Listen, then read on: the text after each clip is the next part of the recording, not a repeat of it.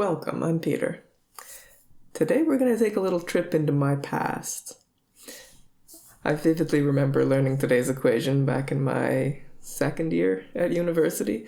It was quite the adventure to derive in class. Took maybe a couple of weeks, I think. It's a bit of a doozy, and I didn't appreciate it enough at the time. But what I missed back then is exactly what I want to show you today. How to see beauty through focus. Sit tight. I'm going to read you a poem.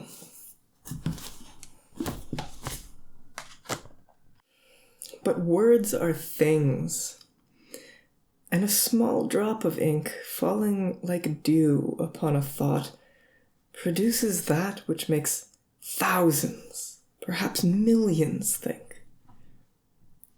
'Tis strange, the shortest letter which man uses instead of speech may form a lasting link of ages. To what straits old time reduces frail man, when paper, even a rag like this, survives himself, his tomb, and all that's his. And when his bones are dust, his grave a blank, his station, generation, even his nation, become a thing or nothing save to rank in chronological commemoration. Some dull MS, oblivion long has sank, or graven stone found in a barrack station and digging the foundation of a closet, may turn his name up as a rare deposit.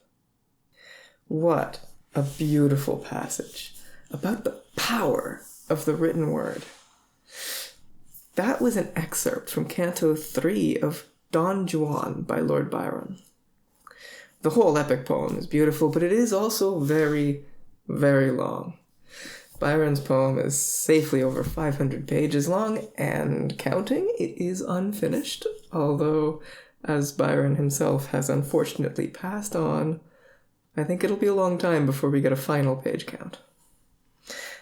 How do we appreciate such an enormous work? Well, like I just did, right? One piece at a time. So let's take a look at a long-ish natural poem. There are much, much longer natural poems, of course, but this one's a good little introduction. This is Rutherford Scattering, and loosely transliterated it reads, "The number of incident particles scattered at a given angle by a thin foil is complicated." The context here is that this is what it looks like when you throw atoms one by one at a wall. Well, a very, very thin wall. Thin enough that they make it through most of the time. But even in context, that's a doozy. If I were to transliterate this whole thing for you word for word, line by line, we'd be here all day. But let's try treating this like Don Juan. One stanza at a time. And this poem actually makes that kind of easy. That's why I picked it. Look at all the different characters here. They each have their own little story to tell. Their own subplot to the larger epic. Trying to take it all in at once is overwhelming.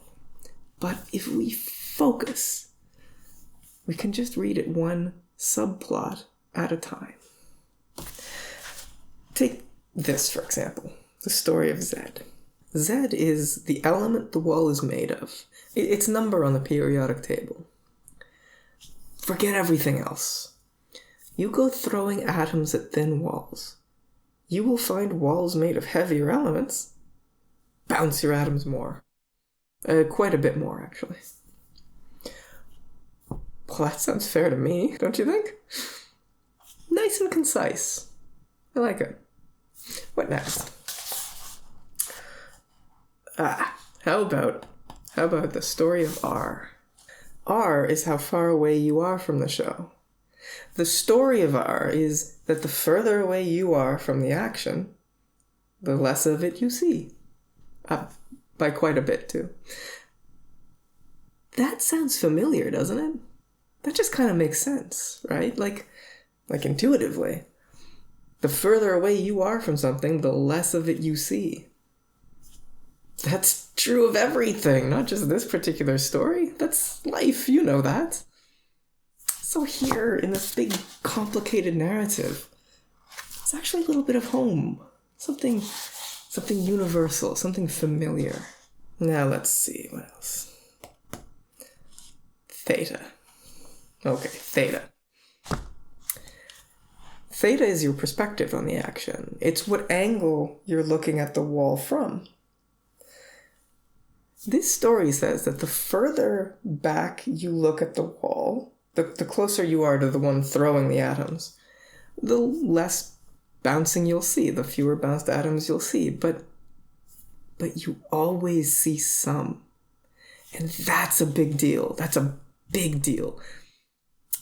That is the telltale sign that you're pelting a wall made of an arrangement of discrete little pinpoints of atoms, rather than basically anything else you could imagine, like a mush or a fluid or any kind of continuous medium.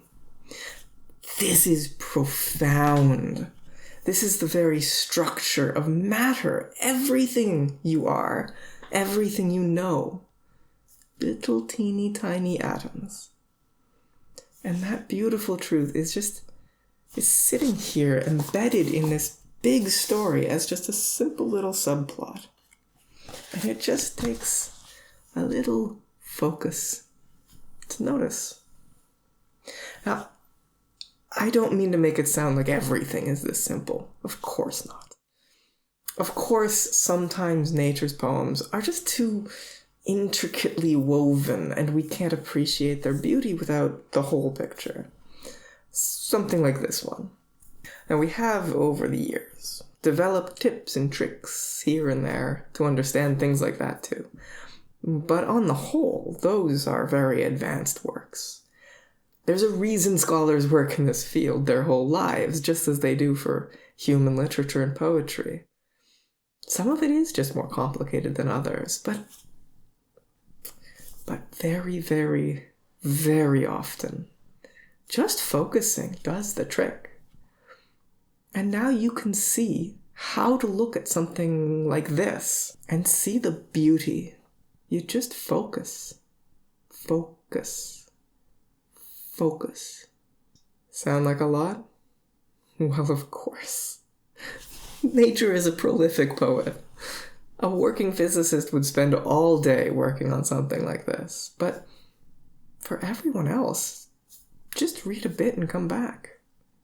You don't have to read every book in a single sitting, right? You aren't forced with the choice to read all of Shakespeare at once, or none of it, ever.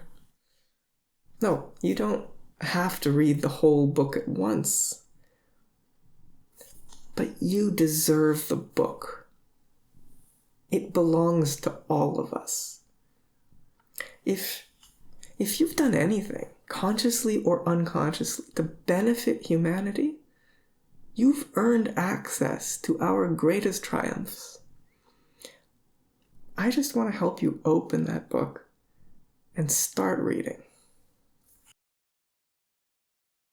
So far, the topics of these videos have been things I know you've all seen in some way or another before. Equations, inequalities, and today, proportionality.